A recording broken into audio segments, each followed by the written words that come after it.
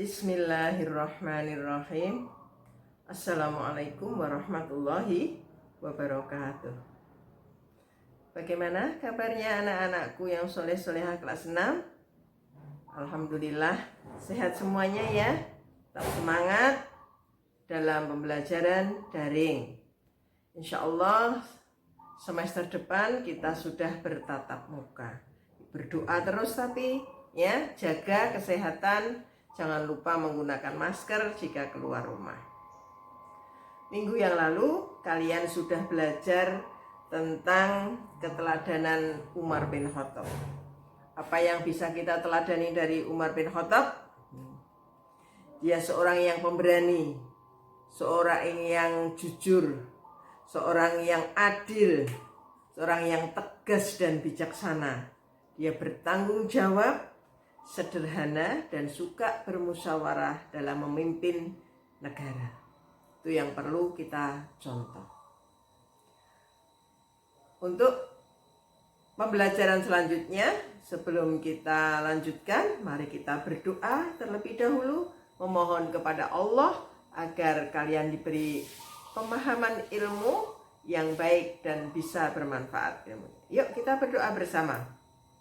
A'udzu billahi minasy syaithanir rajim. Bismillahirrahmanirrahim. Asyhadu an la ilaha illallah wa asyhadu anna Muhammadar Rasulullah. Raditu billahi rabba wa bil islami dina wa bi Muhammadin nabiyyan wa rasula. Rabbi zidni ilma warzuqni fahma. Amin. Mudah-mudahan kalian nanti diberi pemahaman ilmu oleh Allah hingga bermanfaat ilmunya. Pada pagi hari ini masih tentang sahabat-sahabat Rasulullah yang menjadi khulafaur rasyidin. Kali ini tentang kisah keteladanan Utsman bin Affan. Bagaimana Utsman bin Affan? Mari kita lihat video berikut ini.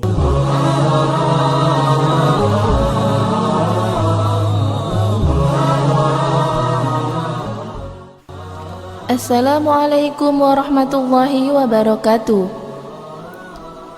Utsman bin Affan radhiyallahu anhu adalah salah satu sahabat yang menjadi khalifah ketiga setelah Abu Bakar dan Umar bin Khattab radhiyallahu anhu. Pada masa Islam, beliau dijuluki Abu Abdillah. Beliau juga digelari Zun Nuraini atau pemilik dua cahaya karena menikah dengan dua putri Rasulullah, yaitu Ruqayyah dan Ummu Kulsum. Kemuliaan lain yang dimiliki Utsman bin Affan adalah kedermawanannya dalam bersedekah.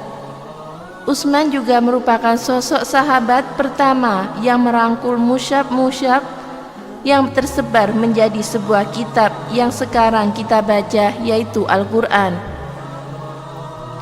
Dalam satu hadis riwayat Imam Muslim dikisahkan dari Aisyah radhiyallahu an, beliau berkata, pada suatu hari Rasulullah SAW sedang duduk di mana paha beliau terbuka.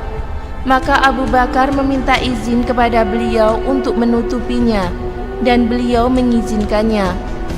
Lalu paha beliau tetap dalam keadaan semula atau terbuka.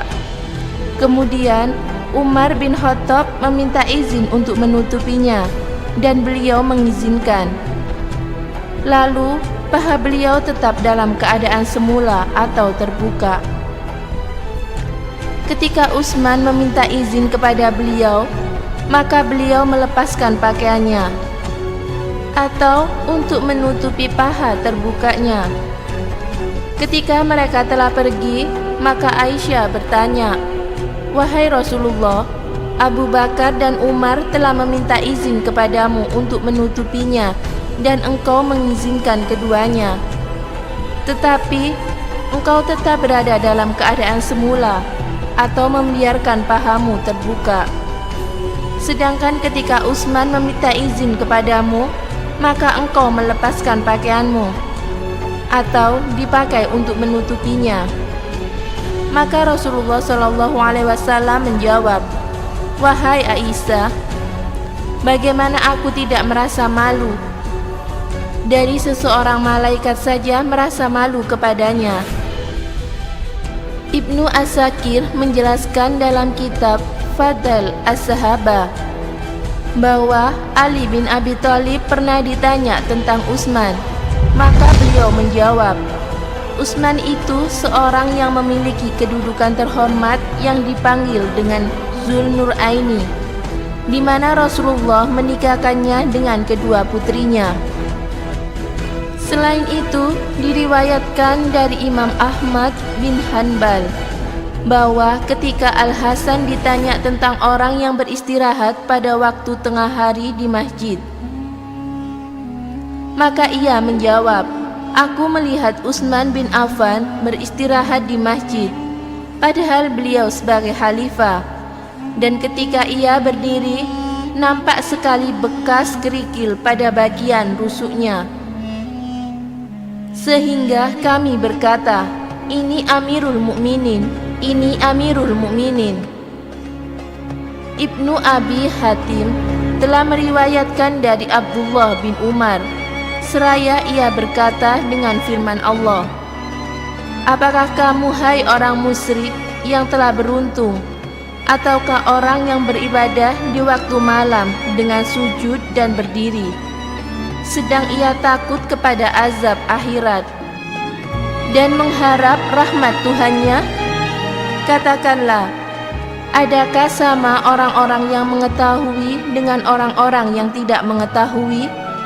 Sesungguhnya orang yang berakallah yang dapat menerima pelajaran."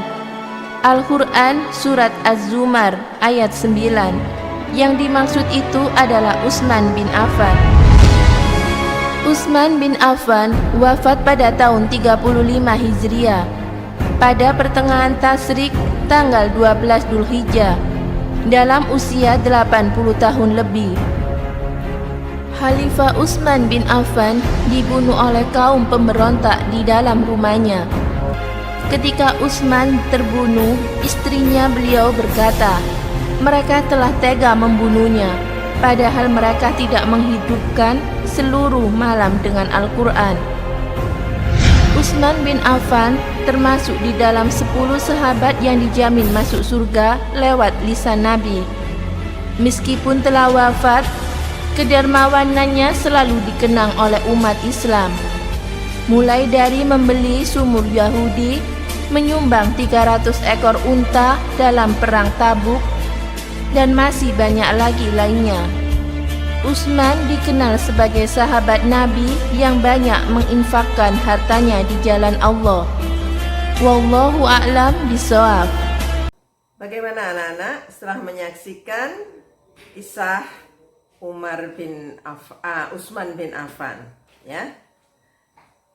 Yang dapat kita simpulkan tadi, satu, Utsman bin Affan itu adalah saudagar yang kaya raya. Dia penulis wahyu yang terkenal di zaman Rasulullah Shallallahu Alaihi Wasallam. Dia melakukan kodifikasi atau penyusunan atau membukukan kitab Al-Quran hingga Al-Qur'annya sampai sekarang bisa kita baca. Ya, yaitu dia membukukan 4 mushaf. Yaitu yang dikenal dengan Mushaf Utsmani. Dia dalam menjadi seorang pemimpin tidak menjaga jarak dengan rakyatnya meskipun rakyat jelata.